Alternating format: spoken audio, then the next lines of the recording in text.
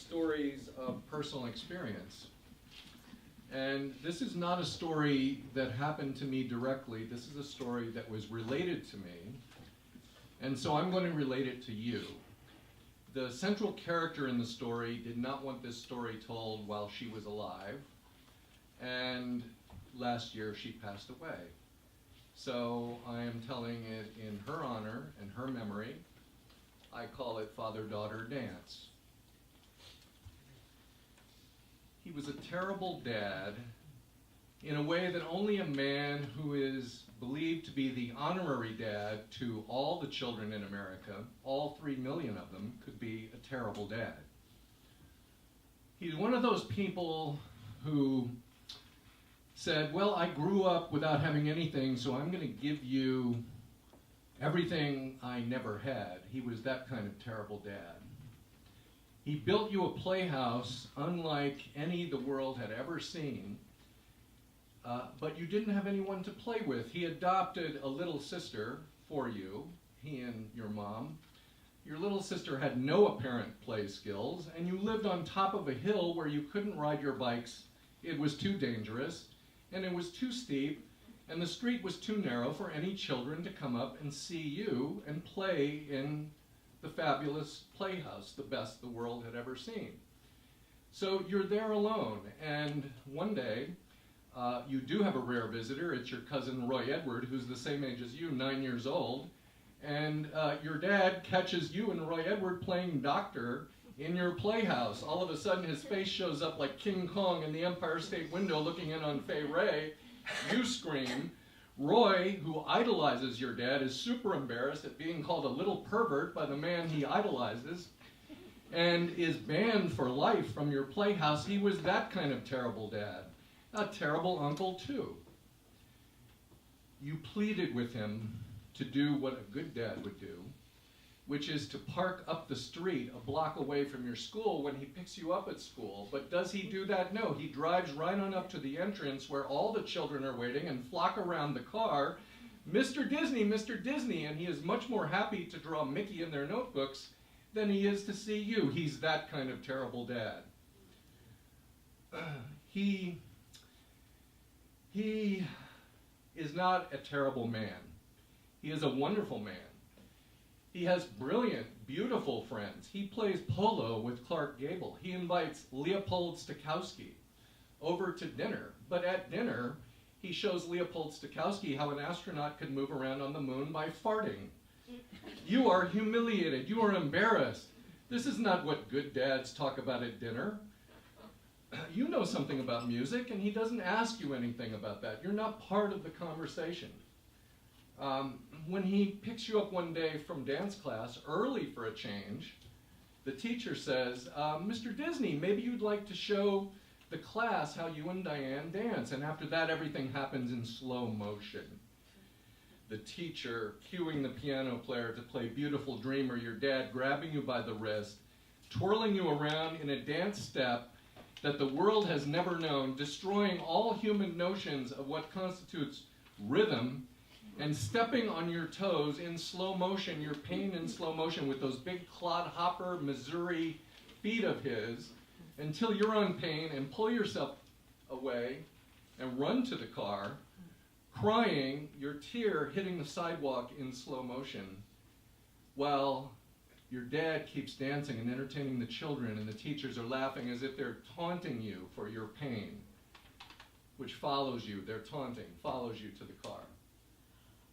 And don't even get started with the Mouseketeers, all right? Don't even get started with the Mouseketeers. America thinks that he's their dad, those junior vaudevillians in mouse caps who work for him.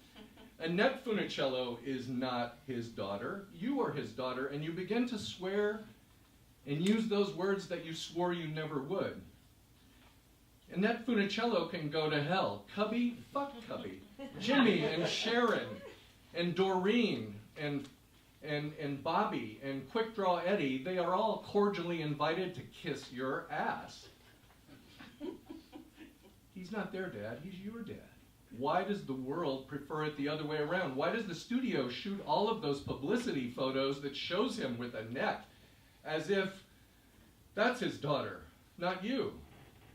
It burns you. It burns your ass. They can all kiss your ass. And then it came time, you're age 16, it came time to learn how to drive, and he's going to give you a driving lesson in the studio parking lot. So he, 3 months before Disneyland is scheduled to open, he's under incredible stress. Word is that they've run out of money, and he's going to take the time on a Sunday afternoon to give you a driving lesson. There are 3 men waiting to talk to him as soon as you're finished. He's chain smoking, he's short-tempered, he gets in the car, and right away the tension envelops you, and you know that this car is going to have a mind of its own, and it's going to do something that's completely beyond your control. And you start up with a lurch, and you accelerate, and he says, "Not so fast," and you hit the brake. And he goes, "Not the brake," and you skid to a stop, and he hits his head on the dashboard. "God damn it, God damn, Diane!" And he yells at you, and then he gets control of himself, and he goes, "Okay, easy now, take off." But by now you are so tense that you hit the gas pedal like a bass drummer kicking off a song with the downbeat, and the car takes off and lurches into a pole in a parking shed and busts the radiator, and the hissing sound only partly obliterates what comes out of his mouth. The bluest streak of cussing you ever heard. Well, you're his daughter, you cuss back too through your tears. And it does not end well, and he goes and leaves with 2 of the 3 men, and the 3rd man drives you home. The 3rd of the men. And on the way home you don't say much, but the man says to you, "It's okay, sweetie. Everybody gets that treatment every now and then from the old man. Nobody escapes that kind of treatment from the old man. It's okay, sweetie," but it just burns you all the more. And finally the big day comes, the big day that the world has been waiting for. You're not so sure about it, but now Disneyland is going to open in July of 1955. It's going to be the biggest live broadcast in the history of television, 28 cameras. The previous record held by the Eisenhower inauguration, which had 6 cameras. And so this is a mammoth operation. And of course you don't get to see much of your dad. He's absolutely taken over by the television production. You get to get a glimpse of him and wish him good luck and give him a kiss and tell him you love him, and then that's it. He's gone for the day. And it is a disaster, the opening of Disneyland. The opening day could not have gone worse. It was 100 degrees. Walt had so hyped this theme park on Sunday night that thousands of people who didn't have a ticket counterfeited tickets and showed up so that there was a 20-mile traffic jam on the way to Anaheim. The asphalt was not finished. It was so hot that day that women's high-heeled shoes got stuck in the asphalt, and they had to pull them out and hold them in their hands while tiptoeing, screaming on their tiptoes with tarred feet and dragging their children like they were drunk motorboaters pulling water skiers across a burning lake of fire. The fountains didn't work. The toilets wouldn't flush. There was somebody in maintenance left an open door in Cinderella's castle that everybody thought was an attraction. It was a one-way, one-person stairwell to nowhere, and so there were hundreds of people jammed in single file up into the castle. And yet, when it was all over that day, your dad was surprisingly relaxed. He was the most relaxed, in fact, and at ease you had seen him in years. And despite the terrible review in the Los Angeles Times and the debacle that day in Anaheim, the Times calling it Disney's folly, he was surprisingly serene. Why? Because nobody that was watching on television heard the screams coming from Cinderella's castle for people trying to get out. Nobody knew that the fountains didn't work, or that the toilets didn't flush, or that the women's feet were getting, their high-heeled shoes were getting stuck in the asphalt. No, so if a few thousand people are going to have a bad taste in their mouth, who cares when millions are lined up to get a taste of their own? And so Walt was in a pretty good mood. And 3 days after the opening of Disneyland, he threw a party at the Golden Horseshoe stage, an anniversary party combined with a celebration of the opening of Disneyland for 30th anniversary for his marriage to Lillian Disney, and party for the opening for all the people that had worked on the park.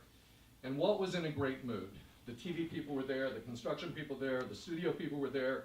The Golden Horseshoe Review is taken place on stage, and Diane and her sister Sharon and her mom and Walt are sitting in the highest places of honor up on the balcony, overlooking it all.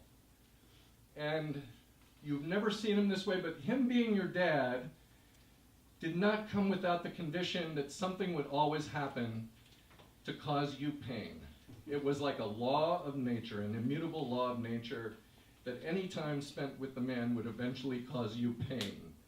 And you didn't know where it was coming from, but all of a sudden, alakazam, bippity boppity boom, you didn't see it happen, and your dad is on the outside of the balcony, shimmying across the outside of the balcony toward the stage.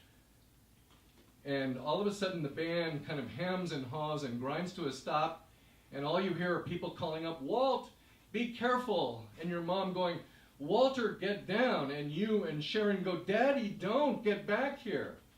And Walt keeps shimmying until he's even with the stage, and he jumps down like Errol Flynn in a swashbuckler movie and stands on the stage, and the band and the performers move away, and Walt just stands there and smiles and starts taking bows.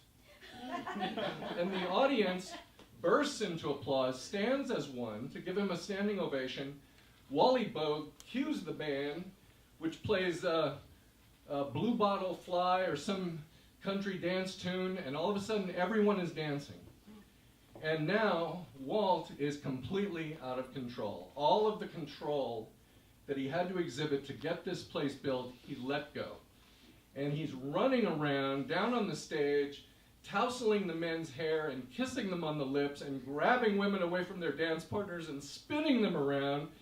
And he can't be stopped, and so people from the studio, his brother Roy, are trying to corral him and get his car keys away from him because he can't be driving, and they want somebody to drive him home and get him out of there before he totally humiliates himself. But he's like a mouse that has the cheese, and the cats can't catch him. And so you and your mom run downstairs, and everybody's trying to get Walt under control, and suddenly there's a clearing. And it is just you and your dad in that clearing. And he holds out his hand with the car keys in it, and he says to everybody around, "Diane will drive me home." And you take the keys, and you say, "Yes, I will, Daddy. I will drive you home." And in a few minutes, you're in the Bel Air, the one you wrecked. Radiator's been fixed. Walt is in the seat next to you, and he's rolled up the program from the anniversary party like a little toy trumpet. And he's tooting it out the window at the cast members, at the cast member entrance. He's tooting it, and he's yelling. And they all recognize him and wave. And you think, I hope they know it's me and not Annette fucking Funicello driving. And you pull out onto the road and you head north to Los Angeles, and he's sleeping, curled up, with his little toy paper trumpet under his arms, like a little boy that's gone happily to sleep. And you glance over and take a look at him, and you see him there like that, and you say, "Daddy, it's a wonderful thing you've done for children." And without opening his eyes, he says, "I didn't do it for children. I did it for you." And you start tearing up, and you almost lose control of the car. But that would not be the way to end this night. So you regain control. You have one job, and that's to get your dad, Walt Disney, home safely. And that's what you do.